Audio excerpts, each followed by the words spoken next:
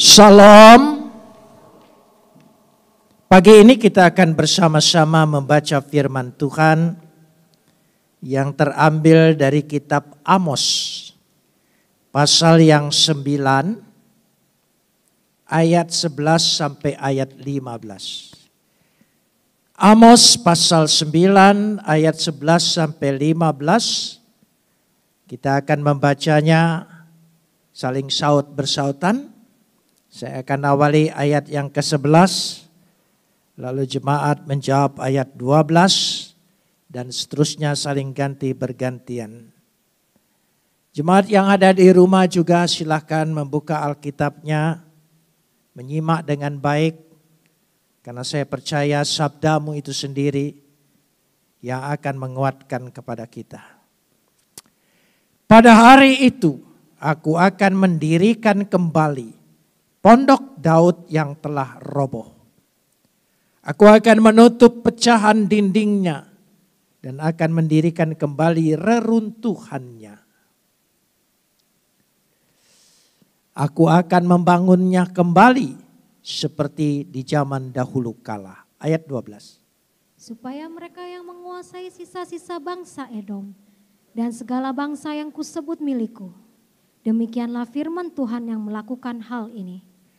Sesungguhnya waktu akan datang, demikianlah firman Tuhan, bahwa pembajak akan tepat menyusul penuai dan pengirik buah anggur menabur benih.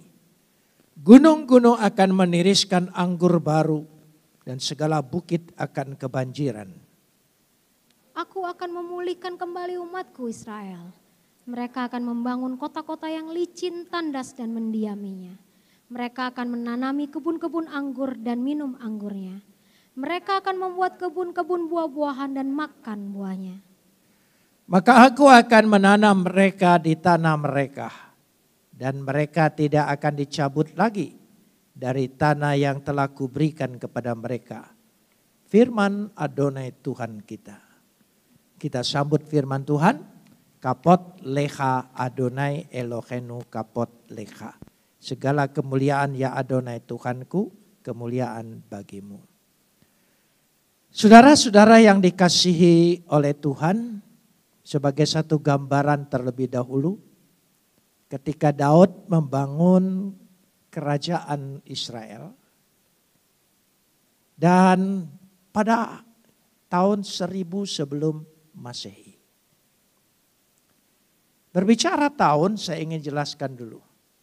Kadang-kadang kita diperhadapkan dengan hitungan orang lain.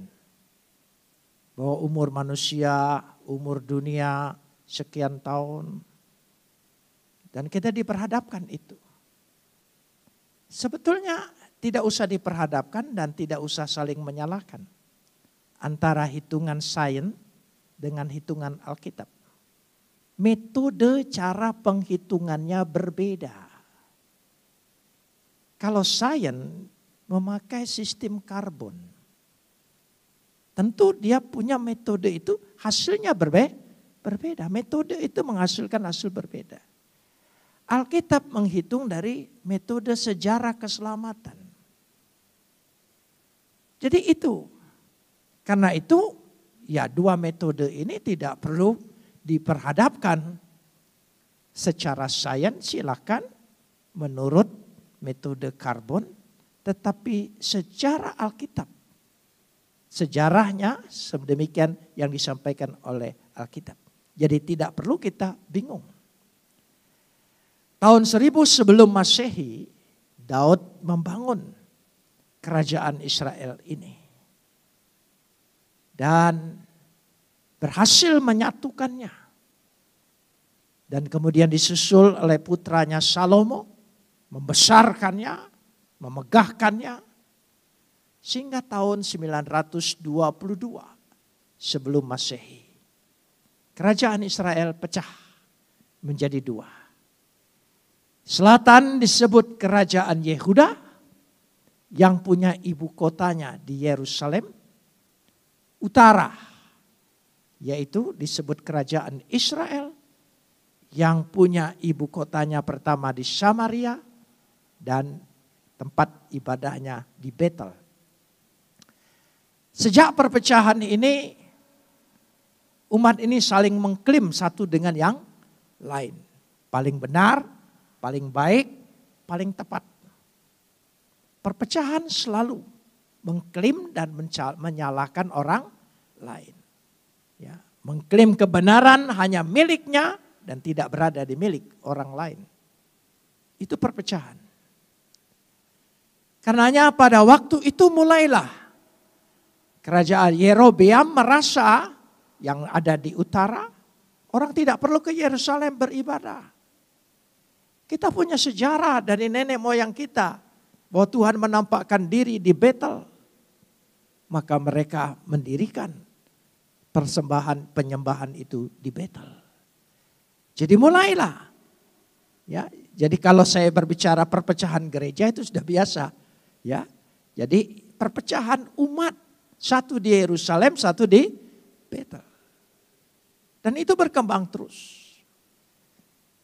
Dan apa yang terjadi? Dosa begitu mudah masuk pada perpecahan. Sehingga mereka karena merasa benar sendiri,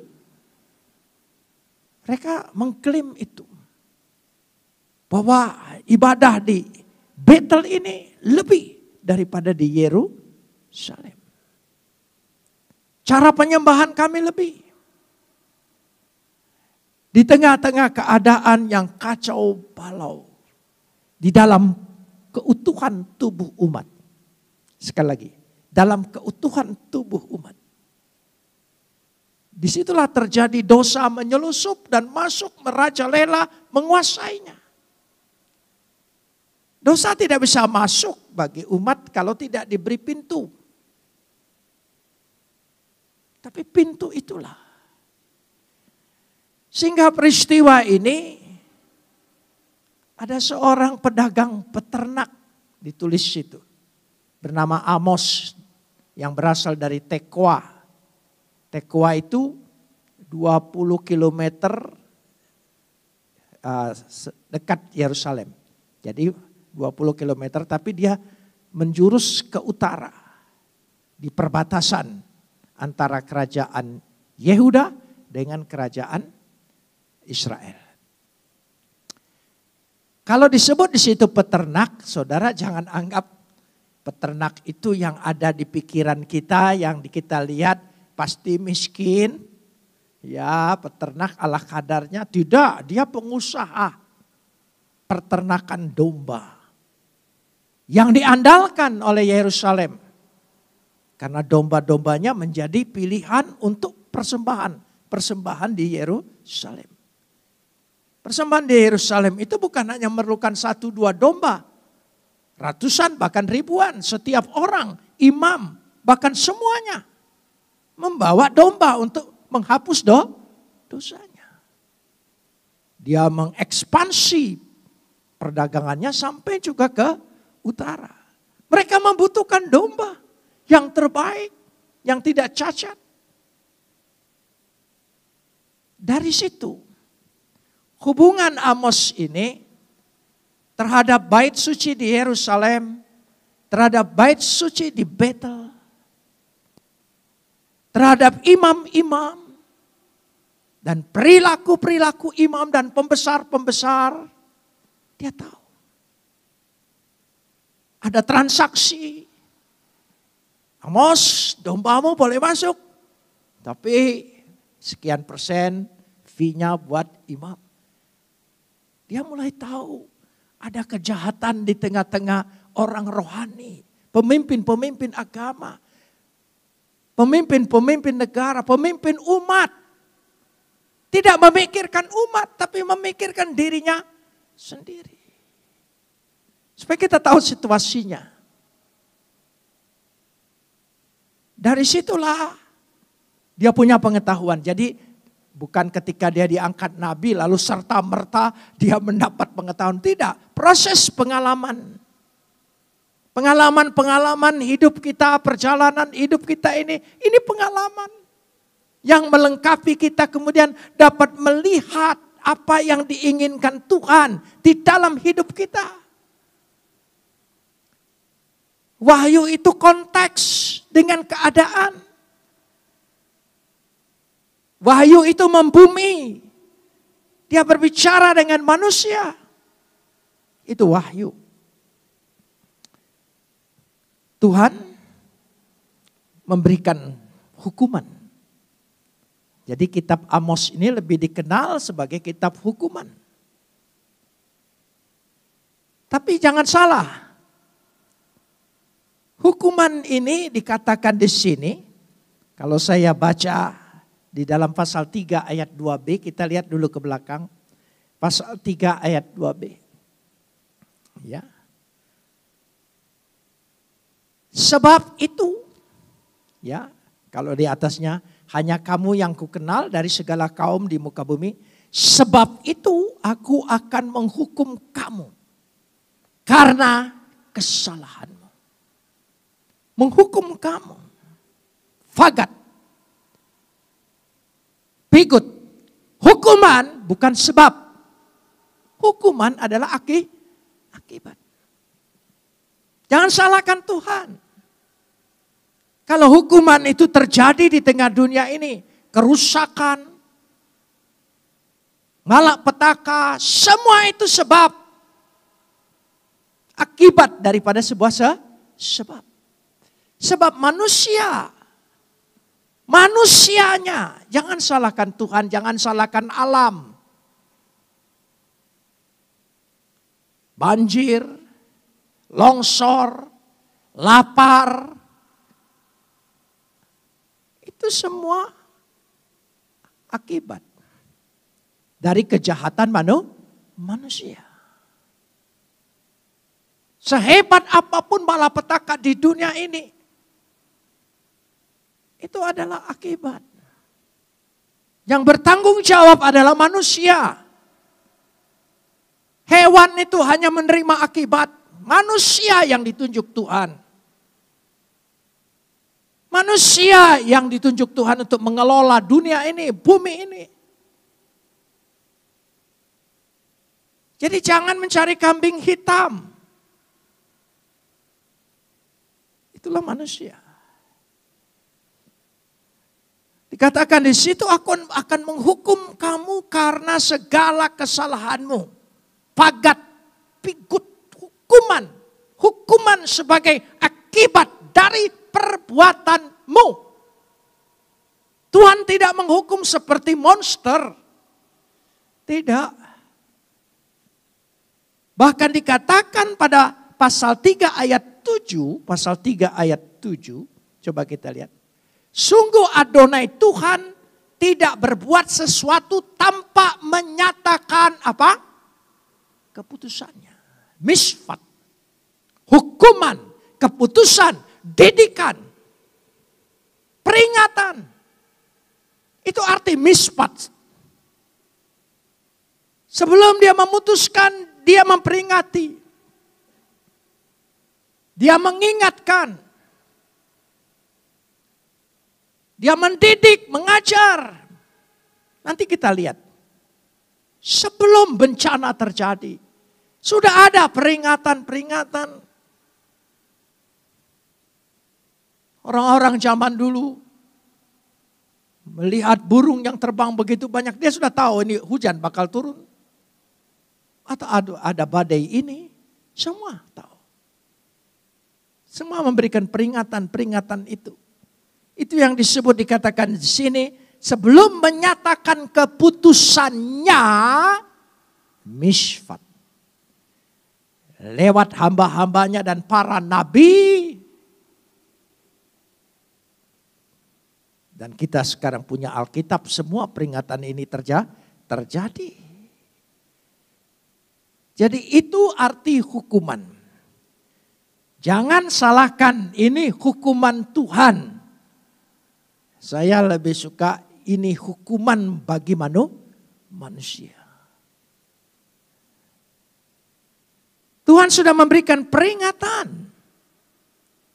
Nanti di rumah saudara bisa baca.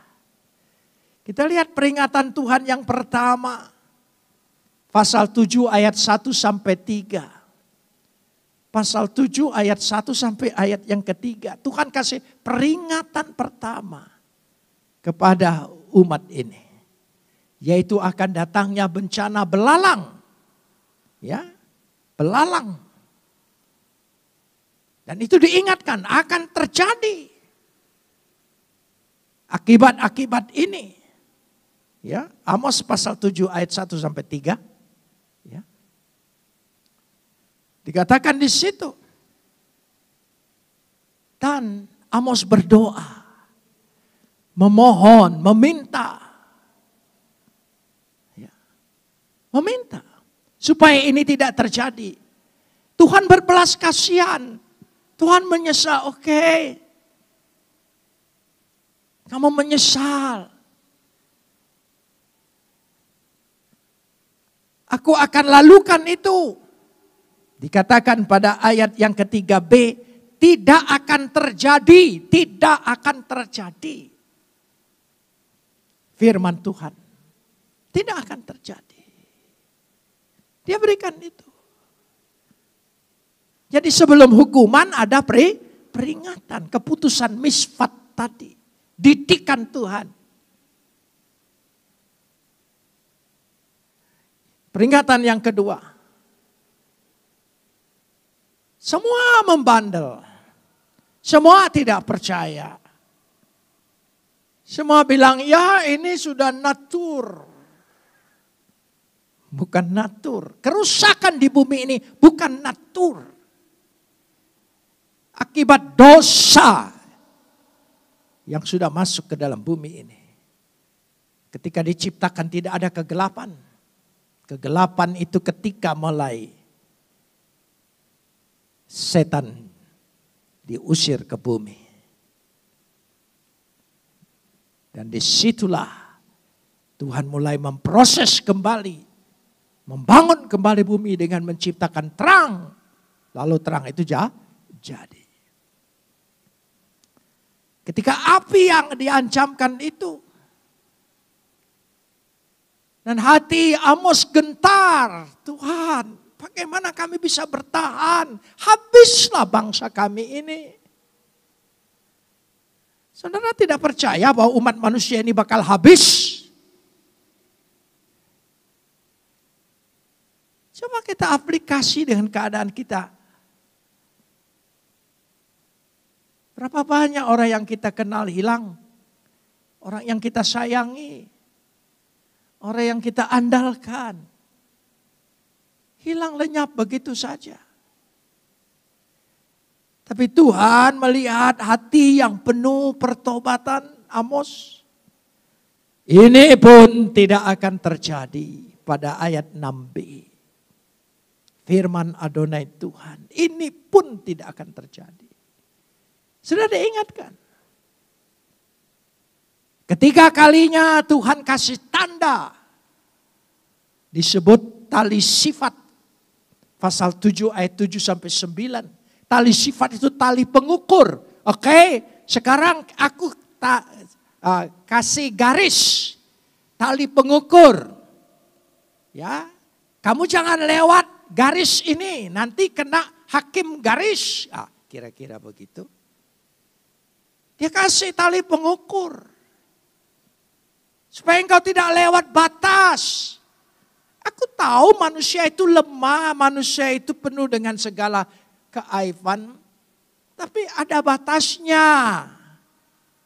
Jangan sampai engkau menghina aku. Engkau mempermainkan aku. Karena dikatakan di situ pada ayat 8c dari pasal yang ke-7. Dikatakan, aku tidak akan memaafkannya lagi. Itu garis. Tali sifat tadi. Aku tidak akan memaafkan lagi.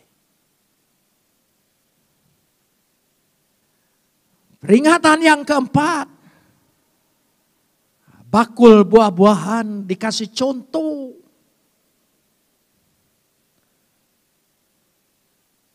Bagaimana supaya kita ini mengingatkan satu dengan yang lain. Buah yang bagus dicampur dengan satu buah yang busuk. Kalau tetap tinggal di situ akan busuk semua.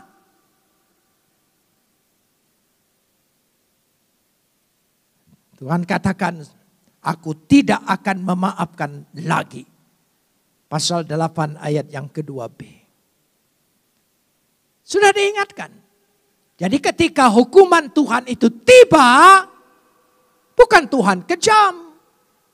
Bukan Tuhan pemarah dan murka, bukan. Manusia yang membangkitkan amarah. Manusia. Umat itu sendiri. Sehingga terjadilah malapetaka yang besar. Ketika saya membaca ayat ini, dulu saya tidak pernah berpikir bahwa ini terjadi. Tapi sekarang terjadi. Di dalam pasal 8 ayat yang ketiga. Pasal 8 ayat yang ketiga. Ya. Dikatakan di situ. Nyanyian-nyanyian di tempat suci akan menjadi ratapan pada hari itu. Demikianlah firman Adonai Tuhan. Saya berpikir waktu itu ketika bait Tuhan diruntuhkan. Di zaman Kaisar Titus.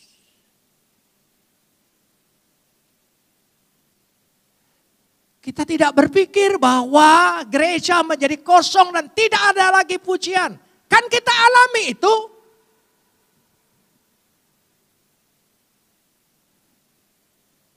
Relevan. Apa yang dinubuatkan oleh Alkitab terjadi. Bukan ribuan tahun yang lalu, tapi sekarang kita alami itu. Banyak gereja besar, musik yang hebat semuanya sepi. Lenyap.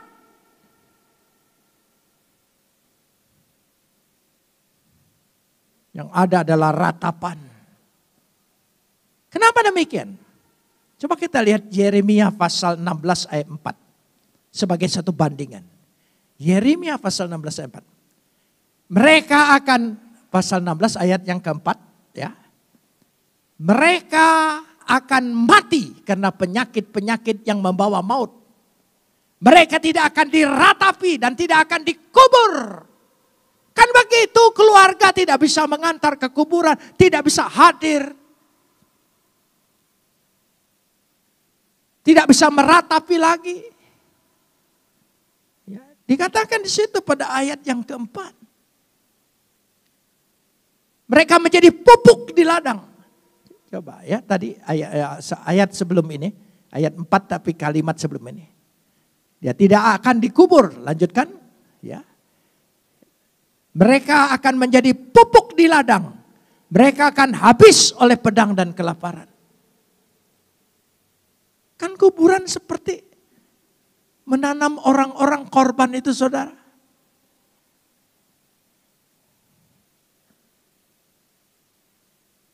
Dan itu terjadi. Itu terjadi. Hukuman sudah terjadi. Hukuman sudah kita alami. Saudara amin nih? Mari kita amini yang lain nanti. Indah lagi pasal yang terakhir. Janji Tuhan. Janji Tuhan. Pasti terjadi. Amin. Ini. Kita lanjutkan dulu hukuman Tuhan ini. Kan orang beribadah, rumah ibadah, mempersiapkan puji-pujian. Kadang-kadang pendeta lebih sibuk mempersiapkan puji-pujian daripada mempersiapkan sabda Tuhan. Tidak ada yang salah, tapi kemudian lenyap. Gereja menjadi sunyi. Sebesar apapun menjadi gudang yang diam. Kursi-kursi yang berjejer sekarang ditumpuk. Ini masih ada buktinya di kita aja, jangan yang di lain.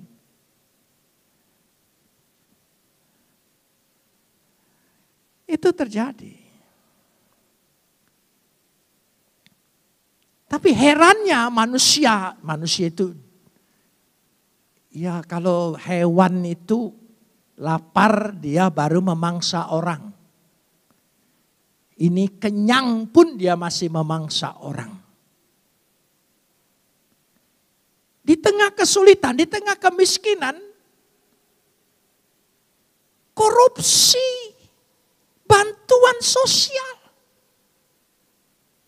Korupsi. Kan itu bukan manusia lagi. Yang korupsi itu bukan lapar. Punya kedudukan, jabatan, kenyang.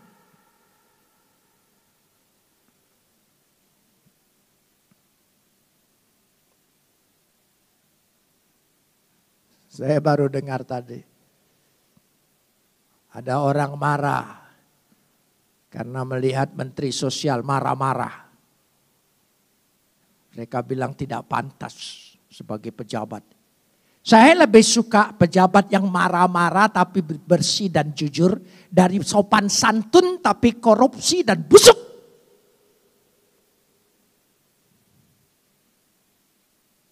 Ini terjadi. Coba kita baca. Ya, korupsi pasal 8 ayat 4 sampai 8. Ya, korupsi. Dengarlah ini, hai, ya. Kamu yang menginjak-injak orang miskin, yang membinasakan orang sengsara di negeri ini, lanjutkan.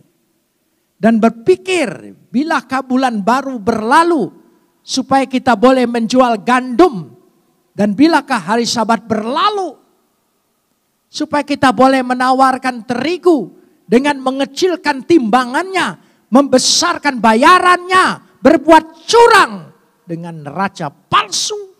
Ini korupsi.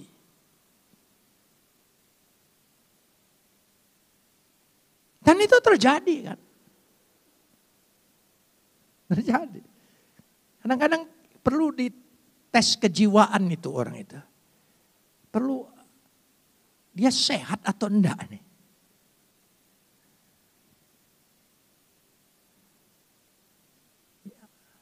Kita lihat di situ semuanya. Saya masih berbicara tentang ini. Supaya kita membeli orang lemah karena uang, orang miskin karena sepasang kasut dan menjual terigu rongsokan. Terigu rongsokan yang tidak layak dimakan, itu kan berasnya yang ditukar. Saudara lihat Alkitab itu relevan atau tidak? Terjadi. Dan kita alami di zaman kita ini.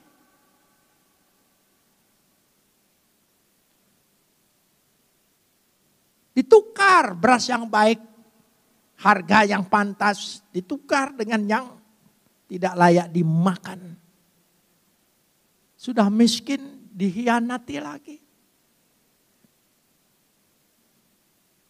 Mungkin Anda perlu sekali-sekali ke desa. Saya yang hampir tiap minggu ke desa. Keluhan mereka itu tidak besar sebanyak orang kota dengan segala permasalahan pikiran. Enggak, permasalahannya hanya sedikit. Perut kenyang.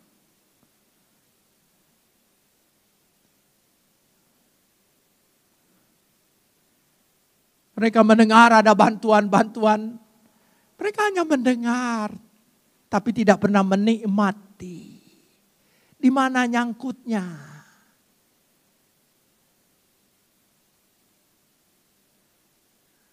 Saya percaya presiden tidak mungkin ngontrol sampai ke kampung-kampung. Tidak bisa barangkali. Tapi karena inilah mental manusianya. Indonesia ini tidak pernah menyatakan kami ateis. Kami orang beragama. Oh, semua bilang beragama. Tingkah laku lebih jahat dari iblis. Ya. Kita lanjutkan sekarang ini. Perayaan menjadi ratapan. Ya. Perayaan menjadi ratapan. Perayaan-perayaan semua yang mestinya gembira, festival ini dan itu sepi. Menjadi kesedihan. Coba kita lihat dulu. Pasal 8 ayat yang ke-10. Aku akan mengubah perayaan-perayaanmu menjadi perkabungan. Dan segala nyanyianmu menjadi ratapan.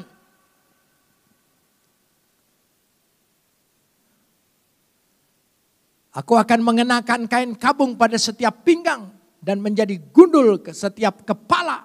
Oh iya. Jadi ingat saya, sementara pandemi ini kita kalau cukur gundul laki-laki semua. Gitu.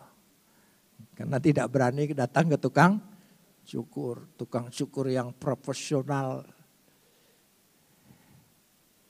Ya, aku akan membuatnya sebagai pergabungan karena kematian anak tunggal sehingga akhirnya menjadi seperti hari yang pahit dan sedih.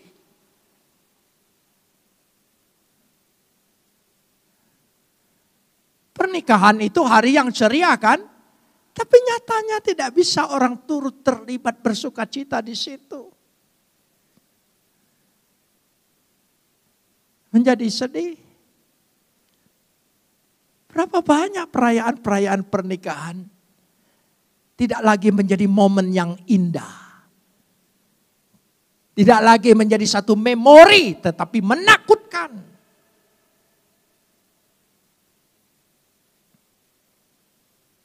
Kita kalau didekatin orang kan paranoid sekarang.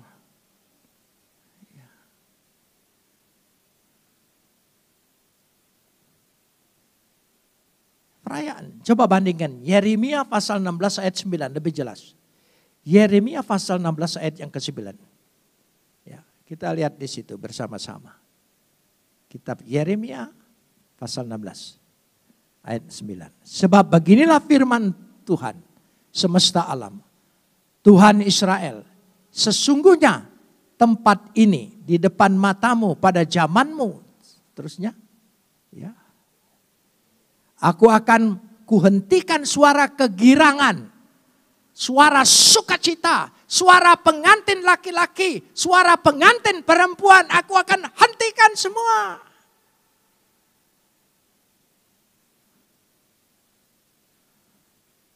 Kita tidak mikir ayat ini menjadi relevan dalam hidup kita. Ini Amos, 922 tahun sebelum Masehi. Kita sudah melihat hukuman, peringatan, semua peristiwa terjadi. Lalu apa kita akan berhenti di sini? Atau kita akan melangkah maju, melihat ke depan? Susunan kitab Amos bagus sekali. Pasal yang terakhir, pasal 9. Ada mentari yang bersinar. Ada terang yang bersinar. Ada harapan yang diberikan.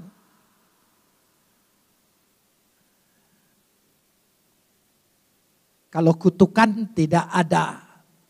Tidak ada perubahan. Tapi hukuman Tuhan ada perubahan. Selalu berakhir dengan kasih setianya kekal selama-lamanya. Kita berpegang.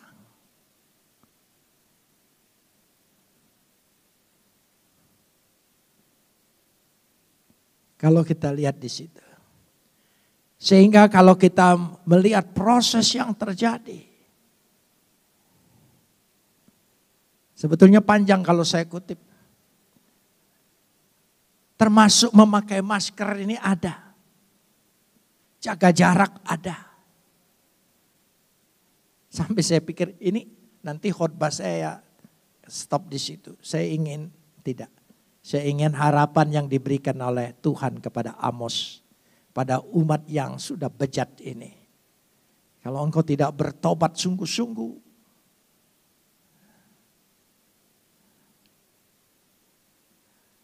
Bagaimana terjadi kebangunan? Ayat 11 yang kita baca tadi. Pada hari itu, jadi di depan kan? Bukan pada hari ini, tapi pada hari itu, di depan kita. Coba kita imani. Kita imani.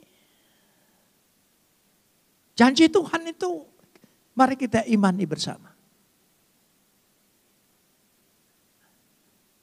Ibu Yusuf membaca Kisah perjalanan orang Israel di padang gurun.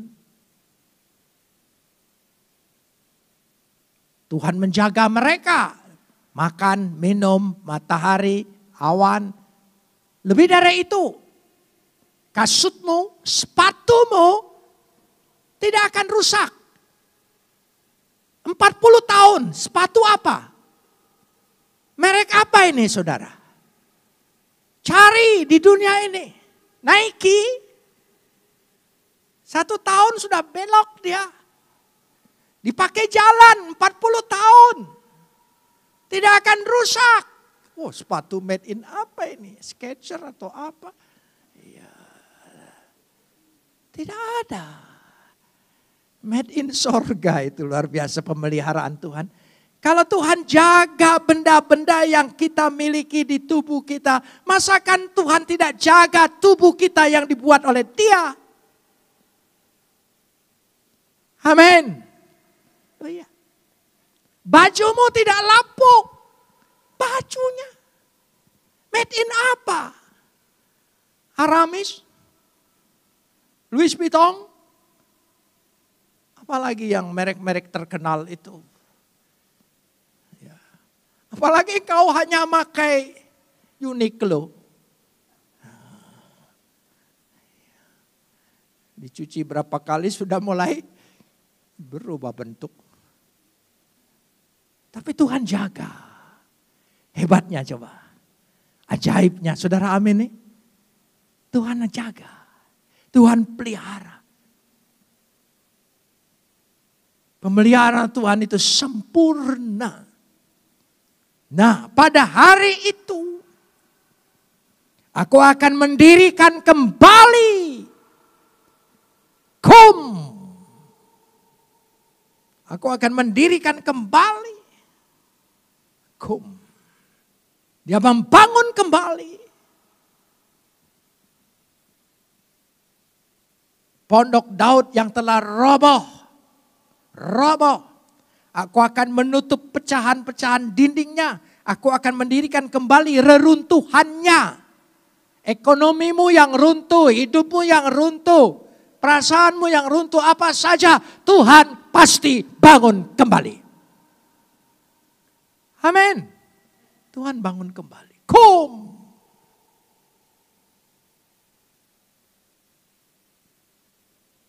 Kata-kata kum ini ketika Lazarus disuruh keluar.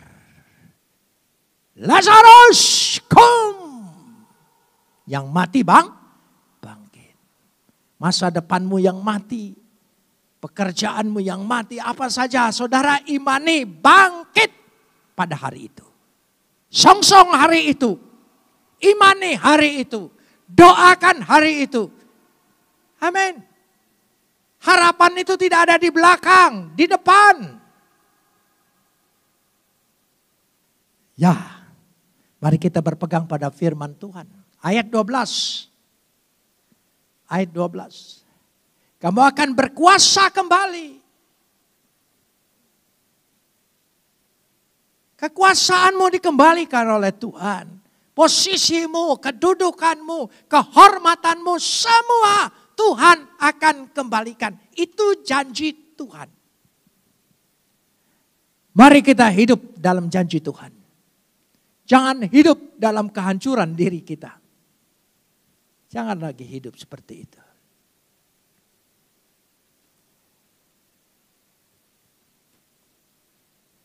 Ayat yang ke-13.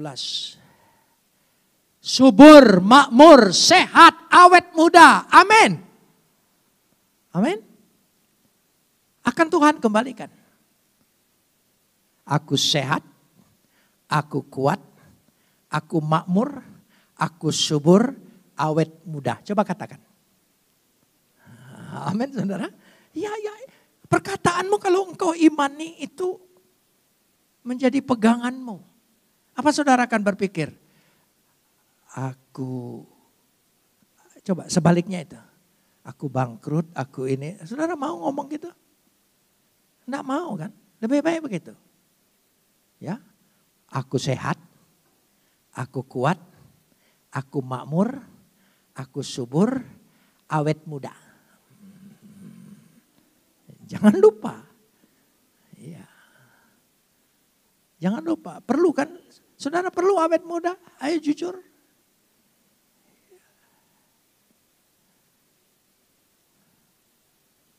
Ya memang ada tulang, kulit, tenaga yang memang alamiah kan akibat dosa itu.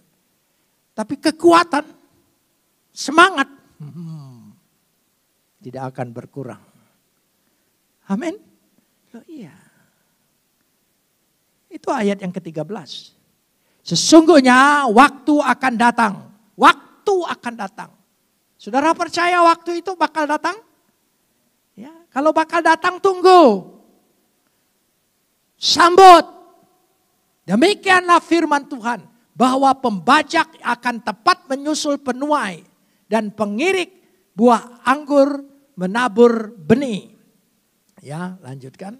Ya, di situ kita lihat ayat yang tadi. Ya. Ya. Gunung-gunung akan meniriskan anggur baru. Dan segala bukit akan kebanjiran hasil. Semuanya.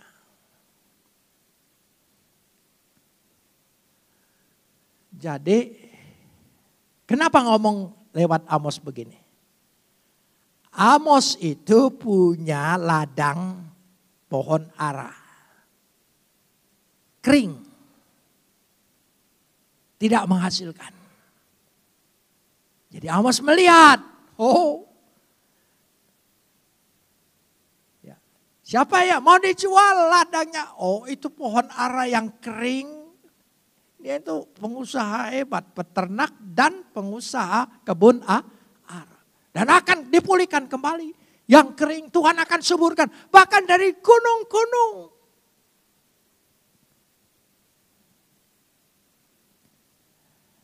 Gereja akan dipulihkan, katakan amin. Kita akan dipulihkan. Ayat 14. Aku akan memulihkan kembali umatku Israel. Mereka akan membangun kota-kota yang licin, tandas dan mendiaminya. Mereka akan menanami kebun-kebun anggur dan minum anggurnya. Mereka akan membuat kebun-kebun buah-buahan dan makan buahnya. Oh itu penting. Itu penting. Saudara enggak lihat petani-petani itu menanam, tapi dia makan hasilnya enggak? Enggak. Tapi Tuhan tegaskan, engkau menanam, menuai, makan. Menikmatinya. Dia akan mengokohkan kembali, menguatkan kembali. Aku akan menanam mereka di tanah mereka dan mereka tidak akan dicabut lagi dari tanah yang telah kuberikan kepada mereka. Firman Adonai Tuhanmu. Saudara mengerti kenapa ditutup dengan kata firman Tuhan. Firman Tuhan. Mari kita imani firman Tuhan. Amin. Kita imani. Itu terjadi di dalam diri kita, hidup kita. Semua yang buruk-buruk sudah kita lihat dan terjadi. Masakan kita tidak mengimani hal-hal yang baik yang Tuhan janjikan akan terjadi dalam hidup kita. Amin. Kita berdoa.